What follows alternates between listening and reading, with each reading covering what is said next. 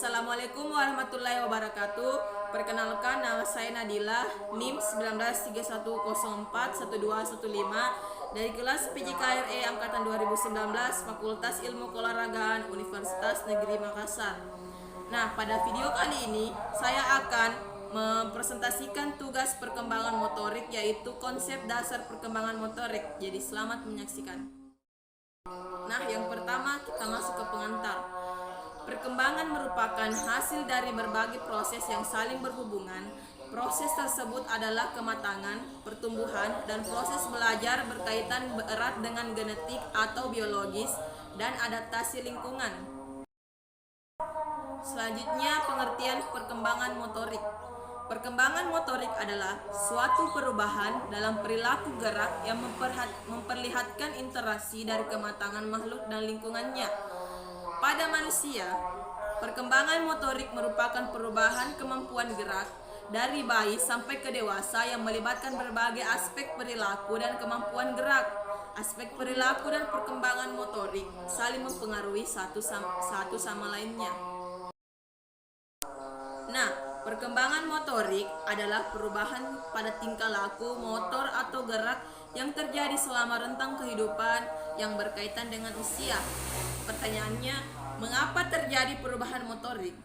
Nah, untuk menjawab kebutuhan kita selama rentang kehidupan. Selanjutnya, konsep perkembangan motorik. Motorik sebagai istilah umum untuk berbagai bentuk perilaku gerak manusia, sedangkan psikomotorik khusus digunakan pada domain mengenai perkembangan manusia yang mencakup gerak manusia. Motorik ruang lingkupnya lebih luas daripada psikomotorik. Meskipun secara umum motorik sinonim digunakan dengan istilah gerak, sebenarnya psikomotorik mengacu pada gerakan-gerakan yang dinamakan ahli getaran elektronik dari pusat otot besar. Baik, selanjutnya perbedaan perkembangan, kematangan, dan pertumbuhan. Perkembangan mencakup kedua unsur, yaitu kematangan dan pertumbuhan. Perkembangan merupakan istilah umum yang merujuk pada kemajuan dan kemunduran yang terjadi hingga akhir hayat. Pertumbuhan merupakan aspek struktural dari perkembangan, sedangkan kematangan berkaitan dengan perubahan fungsi pada perkembangan manusia. Selanjutnya ada mengukur pertumbuhan. Cabang ilmu pertumbuhan manusia dan pengukuran tubuh manusia disebut juga dengan antropometri. Antropometri ini mengukur sebagai berikut. Yang pertama, tinggi badan. Yang kedua, berat badan. Yang ketiga, panjang bagian tubuh seperti mengukur langsung panjang betis. Yang keempat, luas badan atau komposisi badan seperti tulang, otot, organ, dan jaringan pada lemak. Yang kelima, keliling badan terdiri dari kepala, leher, pergelangan, tangan, betis, paha, dan pinggul. Nah, selanjutnya mengukur kematangan. Pertama-tama, pengertian kematangan adalah kemajuan yang lebih bersifat kualitatif daripada kuantitatif. Ingat, kualitatif daripada kuantitatif. Mengukur kematangan siswa lebih sering digunakan metode untuk menentukan usia kerangka atau skeletal age. Dengan sinar X mengukur kematangan dengan melihat usia gigi atau dengan melihat ciri-ciri jenis kelamin. Nah, yang selanjutnya yaitu mengukur perkembangan motorik. Mengukur perkembangan motorik ini dapat dilakukan secara kualitatif maupun kuantitatif. Metode produk merupakan pendekatan untuk mengatur gerak, hasil akhir, outcome, dan gerak tersebut dianalisis. Contoh, seorang siswa melakukan keterampilan melempar bola, maka hasil lemparan berupa jarak lemparan, cepat tidaknya lemparan, serta akurat tidaknya lemparan. Hasil yang diraih siswa itu dikategorikan sebagai produk keterampilan. Metode proses merupakan pendekatan yang berorientasi pada proses dan menekankan pada gerak itu sendiri. Ini dimaksud sebagai pola gerak atau apa yang sering disebut dengan teknik. Dengan sedikit perbuatan pada teknik gerak. Contoh, anak dengan tangan kanannya mengayuh sambil bergerak ke depan dengan melangkahkan kaki kanannya atau performa sikap menangkap bola. Nah, selanjutnya ada prinsip perkembangan motorik.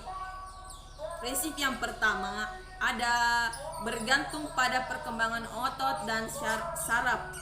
Yang kedua, belajar motorik tidak terjadi sebelum anak matang. Nah, yang ketiga, mengikuti pola yang diramalkan. Yang keempat, dimungkinkan menentukan norma perkembangan. Nah, yang kelima, untuk perkembangan motorik, urutan perkembangan motorik.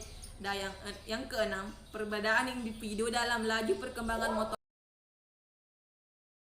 Nah, dalam perkembangan motorik juga terdapat nilai-nilai. Nilai-nilai yang pertama yaitu pengalaman.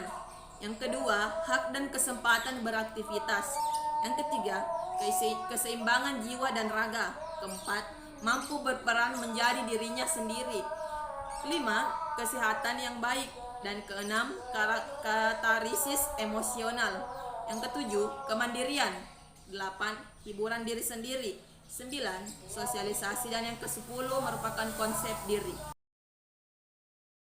Ada juga faktor-faktor yang mempengaruhi perkembangan motorik. Adapun faktor-faktor tersebut yaitu maturation, mengantarkan perubahan fisik yang terjadi selama pembentukan organ pada masa embrio.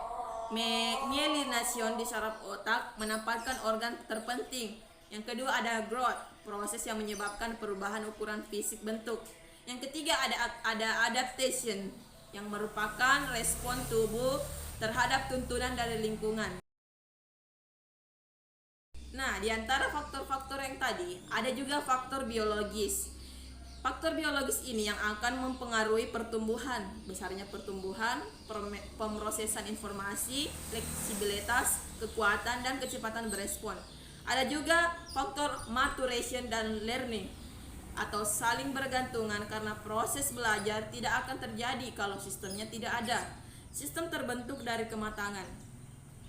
Proses belajar akan mempengaruhi tingkat kematangan. Proses belajar juga dipengaruhi oleh lingkungan sosial budaya, keluarga, lingkungan fisik, kesempatan untuk belajar bergerak, dan budaya. Tujuan dan fungsi perkembangan motorik. Tujuannya yaitu mengkaji proses pentahapan kemampuan gerak. Apakah kemampuan gerak individu tersebut sudah sesuai dengan masanya? Adapun fungsi perkembangan motorik yaitu penguasaan keterampilan yang tergambar dalam kemampuan menyelesaikan tugas gerak tertentu. Kualitas gerak terlihat dari seberapa jauh anak tersebut menampakkan tugas gerak yang diberikan dengan tingkat keberhasilan tertentu. Nah, selanjutnya ada konsep utama perkembangan motorik. Ada arah perkembangan. Cephalocauda atau perkembangan terjadi dari kepala dan berakhir di kaki. Ada proximal distal. Proximal, area dekat dengan tubuh bagian depan atau ventral. Nah, untuk struktur ini tidak dapat dipisahkan. Gerakan pada suatu area akan mempengaruhi area gerak lainnya. Selanjutnya ada mobilitas dan stabilitas. Gerak yang terkontrol terjadi karena adanya mobilitas dan stabilitas. Mobilitas atau gerak adalah postural control, sedangkan stabilitas adalah kemampuan untuk mempertahankan postur. Ketika postur sudah stabil, maka kontrol terhadap gerakan akan berkembang. Misalnya, bayi sudah mampu bertumpu pada siku, maka gerak mengangkat tubuh akan terjadi. Beberapa postur biasanya stabil dan tidak banyak membutuhkan dukungan dari otot. Contohnya sitting, tubuh back atas seperti dimasukkan ke dalam lubang panggul. Back tubuh di atas diam atau terkunci sehingga tangan dapat bebas digunakan. Positional stability. Positional stability atau stabil karena mekanika posisi bukan dari kontrol otot atau kontrol tubuh. Merupakan kompensasi dari kontrol otot yang lemah. Dynamic stability, penggunaan kontrol otot untuk mengatur posisi. By mechanic stability terlebih dahulu, baru muscular control. Selanjutnya ada dynamic stability, dibutuhkan untuk mengembangkan kemampuan gerakan yang terlatih seperti jalan, berlari, dan memanjat. Nah, selanjutnya ada sensasi. Informasi sensori memiliki peran penting dalam pengaturan gerakan. Informasi sensori dari visual sama tone sensori dan vestibular akan memberikan isyarat tubuh untuk memberikan postur yang dibutuhkan atau yang disesuai. Nah, selanjutnya ada teori perkembangan motorik. Yang pertama, dematuration perspective. Pandangan ini mengatakan bahwa perkembangan motorik dan gerakan yang muncul dari individu disebabkan karena matangnya saraf otak di bagian cerebral cortex. Yang kedua ada perceptual cognitive. Pandangan ini mengatakan bahwa gerakan muncul karena proses pemrosesan informasi, yaitu berkembangnya persepsi kita. Nah, selanjutnya ada dynamic system theory, dikembangkan oleh Dallin dan Smith. Bagian pertama ada gerakan yang muncul merupakan interaksi dari berbagai sistem tubuh kita, sistem biokimia tubuh, sistem saraf otak, dan lingkungan. Yang kedua ada gerakan yang muncul merupakan hasil dari kontrol motor yang bertugas untuk mengorganisasi gerakan ke dalam pola dan efisien. Dynamic System Theory atau DST terbagi atas 2 poin penting. Di antaranya, perkembangan motor terjadi karena adanya interaksi multiple mutual yang berkesinambungan dari level molekul sampai lingkungan budaya. Nah, poin yang kedua yaitu perkembangan motorik dapat terjadi dalam beragam ukuran dari milisekund sampai tahunan. Nah, ada 4 konsep utama dari dynamic system theory.